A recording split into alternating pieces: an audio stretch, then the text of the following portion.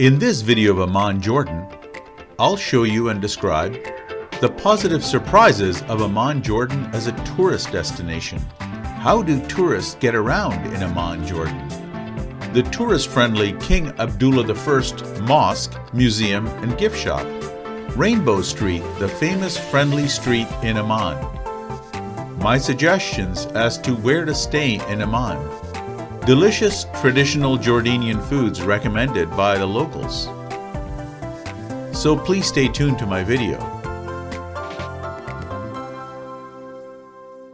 Please remember to post a like, subscribe to my channel, and hit the notification bell so you can always get my latest travel videos. Hello and welcome back to my channel. Today I'm in Amman, Jordan. This is the beautiful Amman airport. There's a lovely garden outside. It's a nice, clean, modern baggage claim area.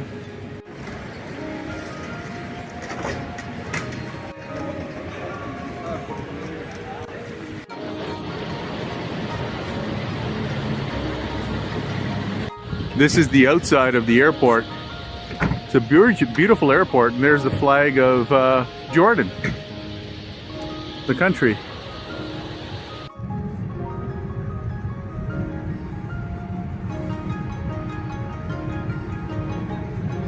Next off Willie Street.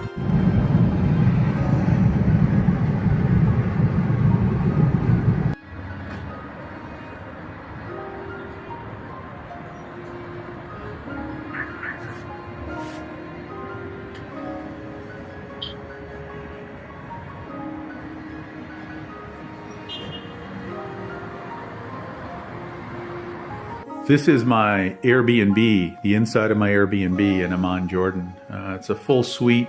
So pardon the mess. I never unpack so I don't forget anything. I don't put anything into drawers.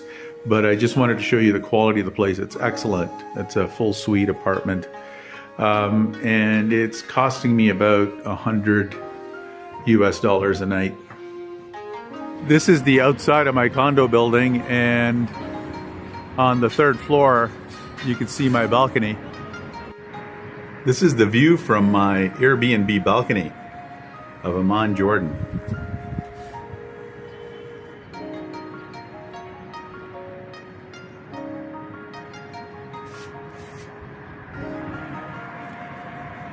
I'm staying close to the Radisson. Amman, Jordan has impressed me quite a bit if you consider where it's located. The country of Jordan is bordered by Syria to the north, Iraq to the east, Saudi Arabia to the south and southeast, Israel and Palestine to the west. Jordan's neighbors make up the most volatile part of the world. Yet, amazingly, Jordan is peaceful and tourism friendly. Jordan is like an oasis in the middle of all the turmoil. The airport in Amman, Jordan is absolutely beautiful, totally clean, and very efficient. Everyone here is very welcoming and very hospitable. Even the visa agents and the customs agents, when you arrive in Amman, are extremely courteous. I've never seen that level of courtesy of any customs officials or visa officials anywhere in the world until Amman, Jordan. I was very, very impressed. Everyone here is very helpful and friendly, and it's a very safe place to be, which is very surprising, as I said, considering the geography of where this place is located. Things are very chill here, and it is a Muslim country. However, something that surprised me as I was just walking in my neighborhood. Tasty Corner Liquor Store. This store is mostly for tourists. The prices here are about 2.5 times what you would pay in USA or Canada, between 2 and 2.5 times, because alcohol is very taxed because it's a Muslim nation. However, you don't need a license to get it. This place is open till midnight. There's a place just over there which is open 24 hours. I found that very surprising about a Muslim country like Jordan. Another thing that surprised me is I'm in a mall right now. It's called the Galleria Mall, which is very close to my Airbnb. And It's a Friday, and most of the shops in the mall are closed. However, the supermarket is open. This is the inside of the mall. And there's the supermarket. It's open on a Friday morning at 9 o'clock. It's open all day today. Here's a clothing store that's open at Friday morning at 9:30 in the mall. A second clothing store open on a Friday morning. Why I found this interesting is Fridays in Muslim countries is the same as Sundays in Christian countries. So if you went to Germany or the Netherlands, everything's closed on Sundays. So here, supermarkets are open, clothing stores are open on a Friday, which is their religious day.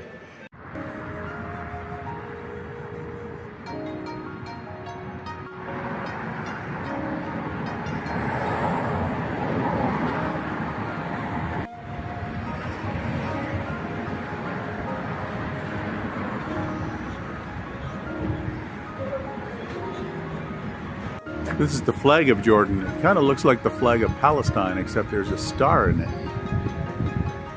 Jordan is not a wealthy country, and Amman, Jordan is not a wealthy city.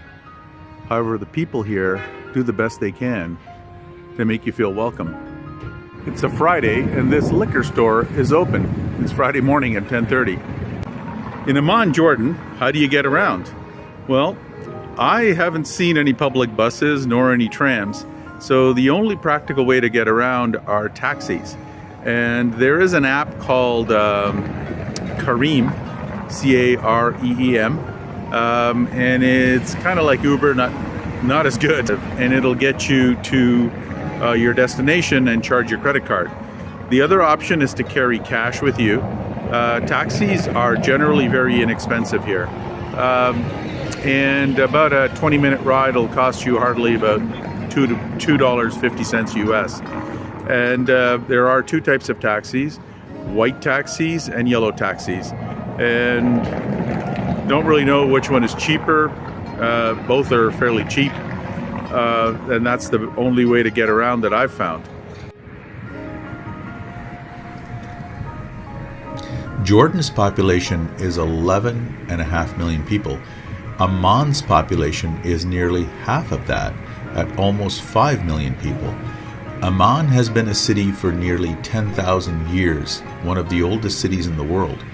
As a traveler, I found Amman, Jordan to be an oasis amidst the turmoil in this region. I felt completely safe in Amman. The people were courteous, helpful, and welcoming to tourists.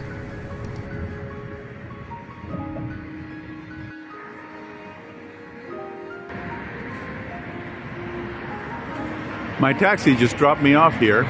I'm going to try to make my way to the Jordanian parliament from here. This is the first time I've ever used an app called Careem, which works in the Arab countries. I just tried it. Uber works here as well, by the way. Uber does work in Jordan, but it's more expensive than Careem. What was interesting was I was standing outside my Airbnb and a taxi driver approached me and he asked me if I wanted to get a taxi, and I said no, I've called a Careem. And he was so helpful. He actually contacted the driver to tell him where I was, because of course I can't speak Arabic. And he just did that out of the goodness of his heart. And meanwhile, he's a competing taxi driver. I found that totally charming. I've never seen that anywhere in the world before. Behind me is the Jordanian parliament. Unfortunately, I can't take a picture of it. There are security guards there. They won't let me take a picture of it. So it's across the street behind me. But right in front of me, right across the street from the parliament entrance, is this spectacular mosque. The King Abdullah I Mosque was commissioned by King Hussein to honor his grandfather, King Abdullah I, the first king of Jordan. The mosque was completed in 1989. I can't find a tourist entrance to this mosque because it's a Friday. I think it's prayer time. But what's interesting is there's a Christian church right across the street.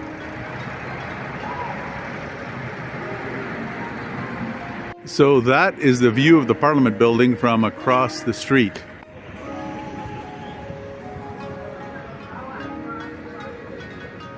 If you're a Westerner, to get a visit to the mosque, you have to follow these little blue signs. And I think this is the entrance.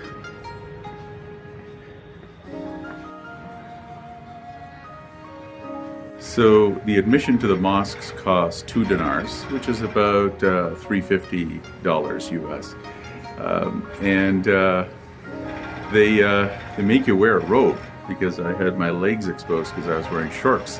So they give this to me for free. And it's pretty cool. This is the entrance to the mosque. It's Friday. They're going to let me go in, I think. I bought my ticket. Now I have to go up these stairs in my long robe. A nice lady told me to look for the carpet and look for the shoe rack close to the carpet. So I guess I take my shoes off here. And now I'm going inside the mosque.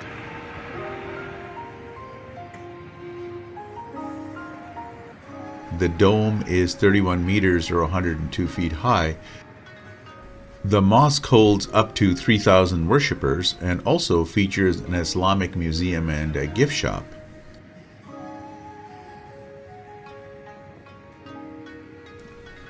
It is the only mosque in Amman that openly welcomes non-Muslim guests. So now I'm exiting the mosque. Now that's the robe I had to wear to get into the mosque. It goes right from your neck all the way down below your legs, and you have to do it up before you go in. So this is the mosque property. As you can see, there's the blue dome, one of the blue domes of the mosque, and look, across the street it's a Christian church. So with your 2 dinar ticket to get into the mosque, you can also get into the Islamic museum, which is right next door.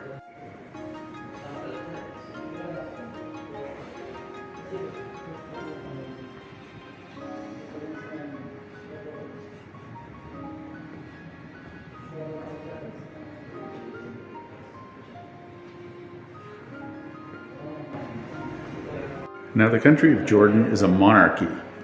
King Abdullah is the head of state, but they do have a parliament, and I guess it works like a constitutional monarchy, kind of like England does, where the parliament actually has a fair amount of power to create laws, but the head of state, the king, has to sign off on all the laws. So it's not really a dictatorship, it's a constitutional monarchy from everything I understand. So this museum is a gift from King Abdullah to tourists who come here. And the mosque is right next door, and the museum is right beside it.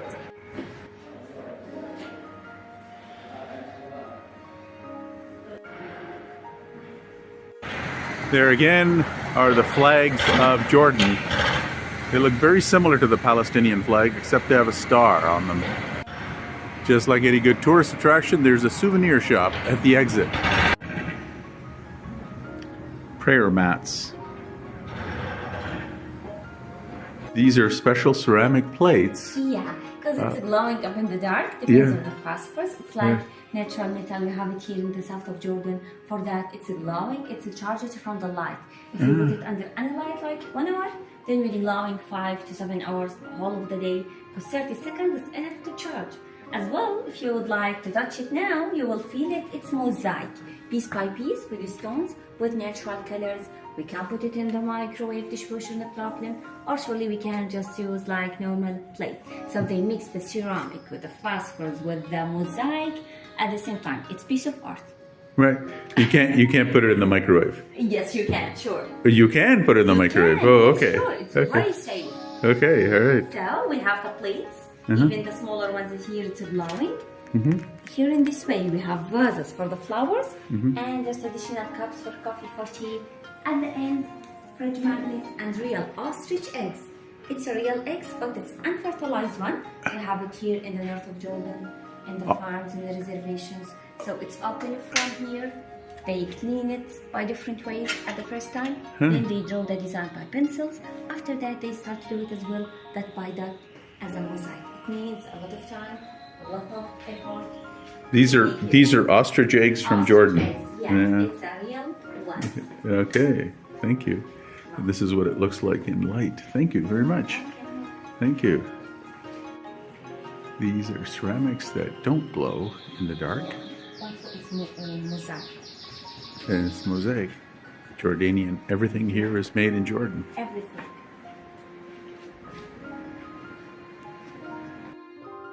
These are camel bone boxes made out of camel bone. These are onyx from Petra. Oh, this is the copper section. The copper section. Okay. Coffee pot, teapot, presentation, bowls. Wow. She's game and pardon. It's seashells with sandalwood, with cannibone. A lot of materials together. To protect our skin from the sun, sand, wind, anything in the desert. If you are interested to try, I can help you in a few steps to teach you. So the red and white signifies Jordanian headscarf. Right, so more ostrich eggs that have been Yeah. decorated. With more stories. Yeah.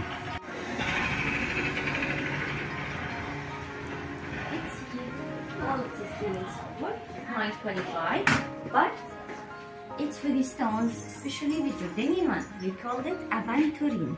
This one, it's like dark blue with little bit of stars. It's shiny. So there is pendants, bracelets. What is this earrings. called? Aventurine. In the Spanish or in the Latin languages, it's aventurina. Abentorian. Yes. Okay, so that's In English, it's aventurine. so this is a natural rock that's Yes, found in or Jordan. Just in Jordan, we can find it. Okay. And so the silver is also from Jordan? It's from Jordan as well. Okay. For that, we have like Turkish stone here. We call it sultanite. Mm-hmm. Change the color under the sun, under the light. Oh, I see. Different colors, yeah. Mm-hmm. Turkish one. Turkish Turkish. stone with Jordanian silver. So Okay. it's made here in Jordan. Interesting. This is opal as well from outside. It's white, blue, and pink of the opal stone. These are? White, These are blue, opal? Opal stone. There is pink, white, and blue. Yeah.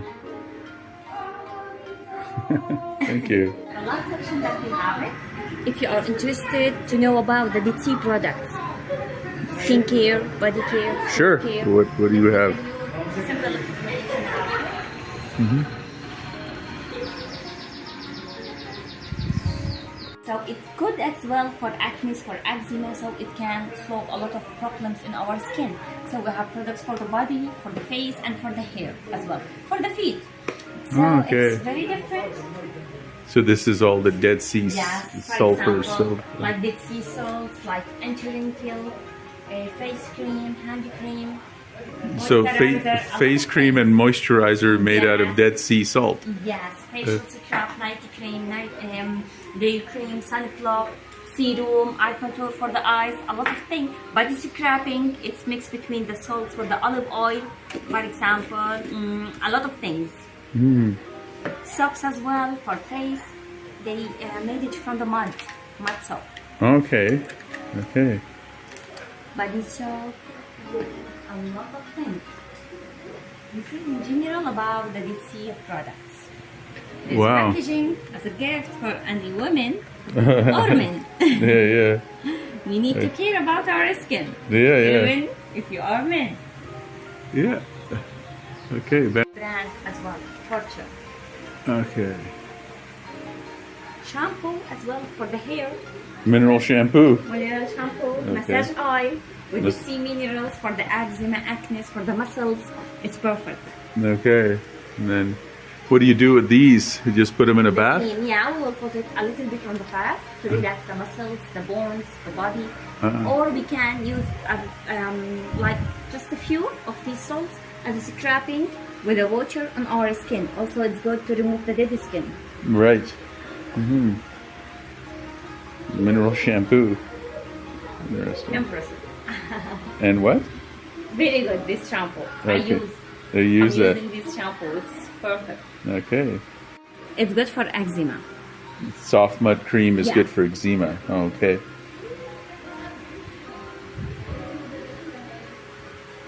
From our alongside, but the typical ones of Jordan, it's the camel hair. Camel hair. Camel hair.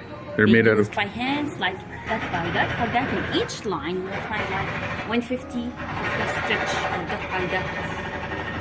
Each is hand stitched, okay. Yeah. And this is not camel hair. This is no, not camel hair. This is silk. This Carpet is braid. okay, silk, okay. All right, and then you have lamps. Sizes, different designs. Yeah. The lamps, also it's mosaic. Yeah, it's cool. It's glowing. Tables, mosaic tables. Say tables. Thank you very much. You're welcome. Okay, that's we have Box. Art, it's a white copper. As White you copper. See, white copper, but they painted with a turquoise mina colors from inside. Mm-hmm. It can be as a presentation or decoration, whatever we want. Vases for flowers and the plates. It's nice. white copper. Yes. This is amber, by the way. This is amber? Amber with natural stones, like the jade. Okay. Wow.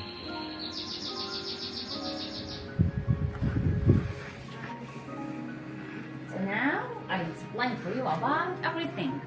Thank you very much. So that was a really cool experience. The Mosque Museum and gift shop. The gift shop, that young girl was just a presenter. She just presented all the different artifacts and items that were there. She's not on commission, so she didn't try to sell me anything. She just educated me about all these items. It's your choice if you want to buy it or if you don't. Totally low pressure and totally educational. That's the gift shop of the mosque. This is a view of the back of the Jordanian parliament.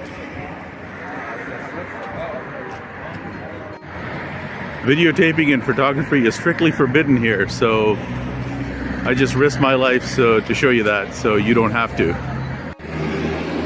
That's the current king of Jordan.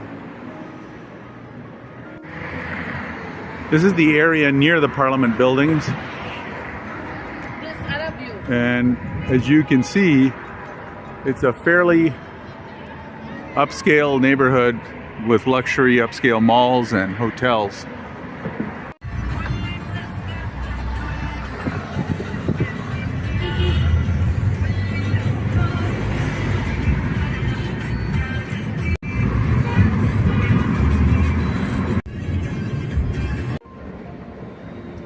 This is the famous Rainbow Street in Amman, Jordan. And it's famous because it's got some pretty cool shopping as well as foods.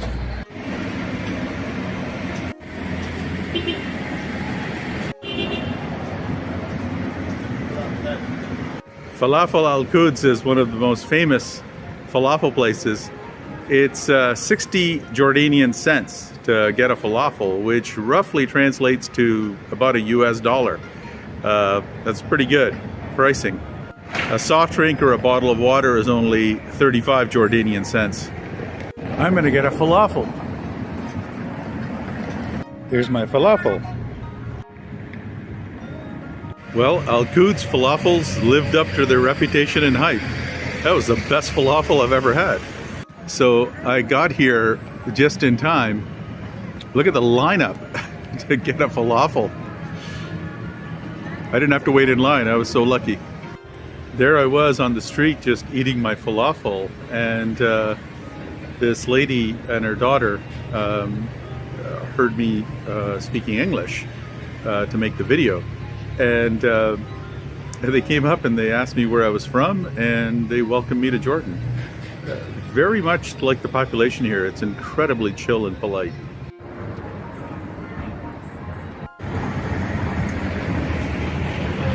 Most of Rainbow Street is much narrower than I expected. Lots of little shops and restaurants along the way, but definitely not a wide street. An interesting thing about Jordan is their coins. that they have don't have any amounts written on them in English or Roman numbers. So they're all in Arabic. So for a Westerner, it's pretty hard to decipher how much it's worth.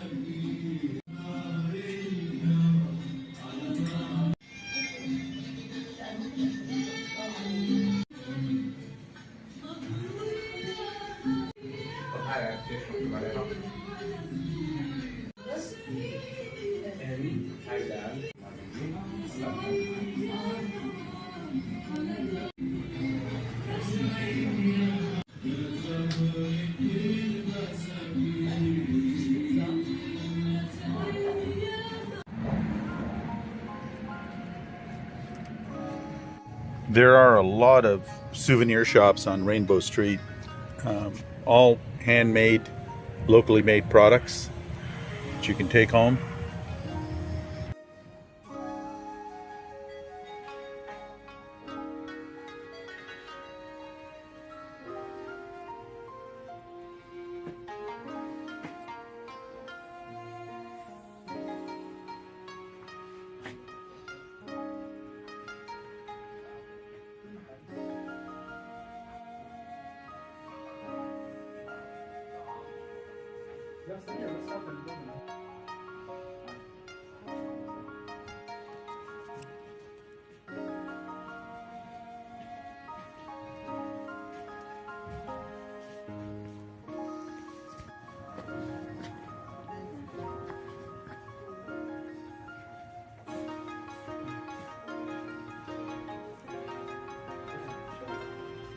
Now about alcohol. I'm not much of a wine connoisseur. I don't drink wine at all. Sorry about that.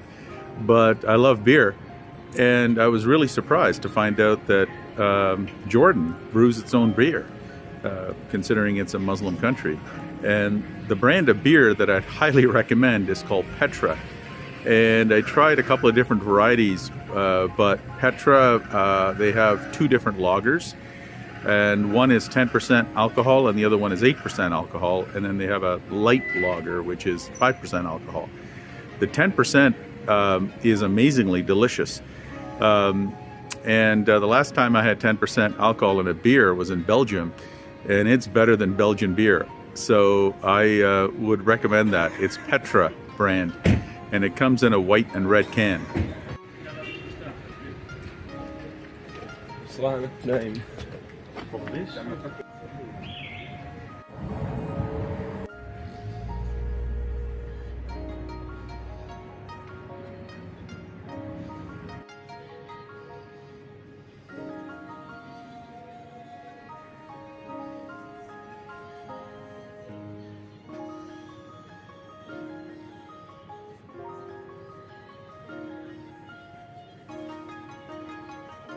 Another interesting thing about Jordan that I've found is that here in Amman, Jordan, I'm walking along Rainbow Street, walking into shops. Everybody's very polite, courteous, they say hello, but nobody tries to sell you anything, and nobody definitely tries to hard sell you anything.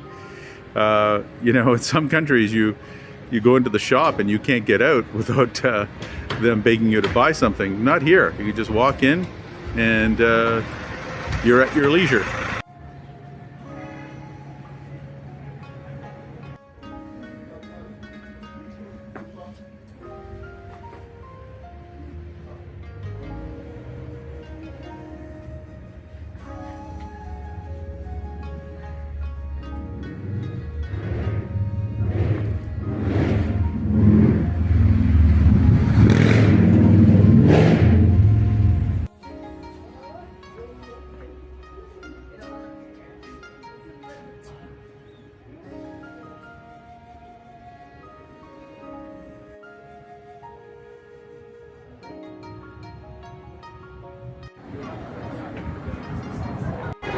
So this is Rainbow Street, and at night these little lights light up to light up the street.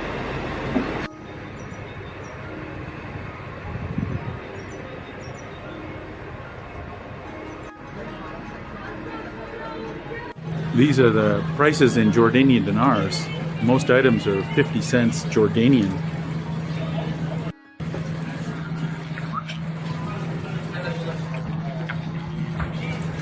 This is a view of Amman, Jordan from Rainbow Street.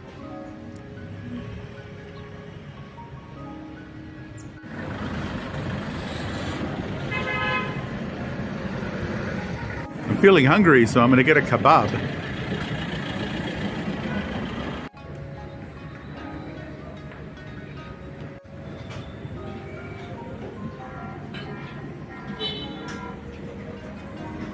When you order a falafel, you get it right away, but when you order a kebab, you have to wait 10 minutes. They got to cook it. Well, that was service with a smile. My kebab arrived in just 5 minutes. My kebab. 1 Jordanian dinar. Well, that's the best kebab I've ever had. That was delicious. So if you just stand on Rainbow Street for about 3 minutes, you'll see a taxi come by. Nothing to it. So if you don't want to use Kareem, you just stand there. The only thing about the taxis in Amman, Jordan is you have to pay cash. You can't pay with a credit card. And the cash is Jordanian dinars.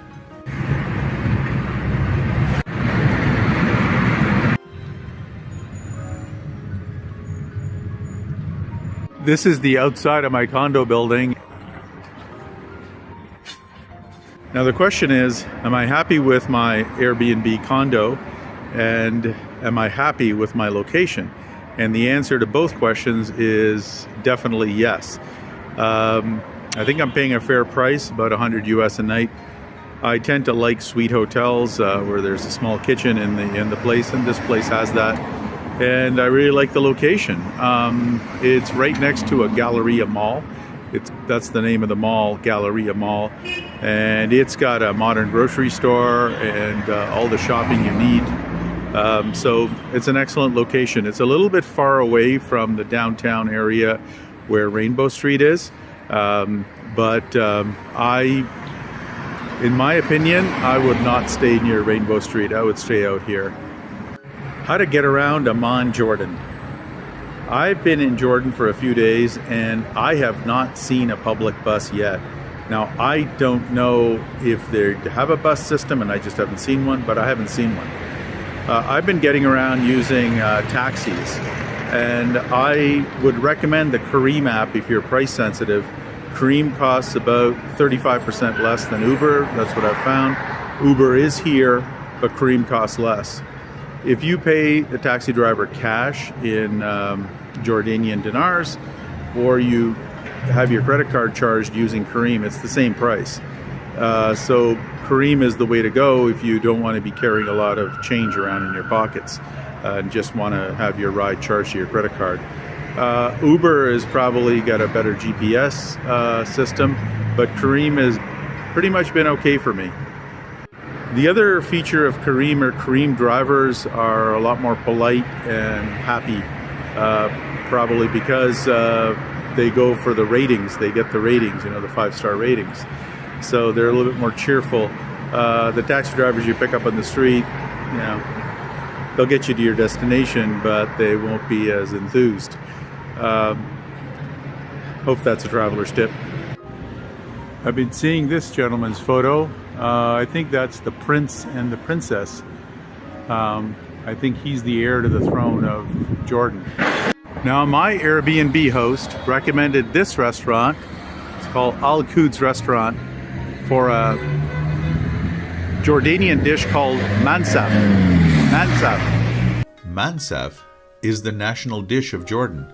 It's made from lamb, marinated and cooked in a fermented yogurt sauce and served over rice or bulgur wheat. It was traditionally served for a group on a large tray and eaten by hand. The name mansaf comes from the Arabic word for a large dish or tray. A mansaf are the top items right there. Lamb mansaf and chicken mansaf. 6.75 dinars and 6.30 dinars, and that's what it looks like.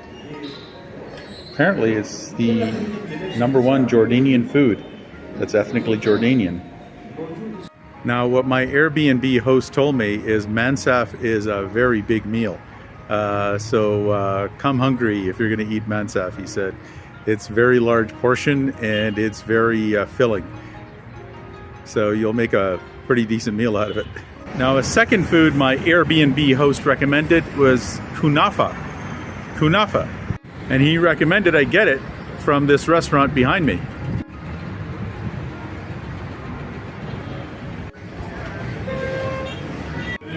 Kunafa is a Jordanian sweet. Kanafe is a traditional Arab dessert made from soft cheese and placed between layers of long threads of pastry. It's covered in sweet honey and topped with pistachios. My kunafa cost me 0.75 dinars, 75 cents Jordanian. I'm happy to say my kunafa was delicious. It's kind of a cross between creme brulee and cheesecake, but it's hot, it's warm, and it's got little sprinkles of all sorts of crunchy things on it that are absolutely delicious, and then they spread honey on top of that. So I've definitely got a sugar rush.